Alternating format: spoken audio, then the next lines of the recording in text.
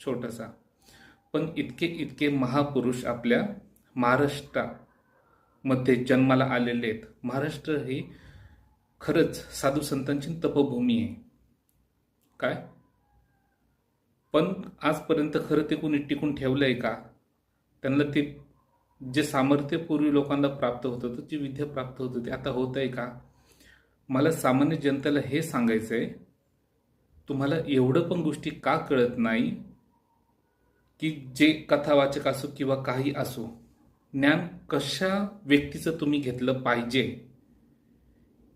की ज्या व्यक्तीलाच खरंच भगवंताची प्राप्ती झाली आणि त्यांनी दुसऱ्याला प्राप्ती करून दिली आणि त्याला दुसरं प्राप्ती झालं, दुसऱ्या साधकांना प्राप्ती झालं. एकालाच नाही, ज्या गुरुनी त्याच्या सर्व शिष्यांना किंवा जे पण शिष्यांनी ज्या शिष्यांनी गुरु प्रति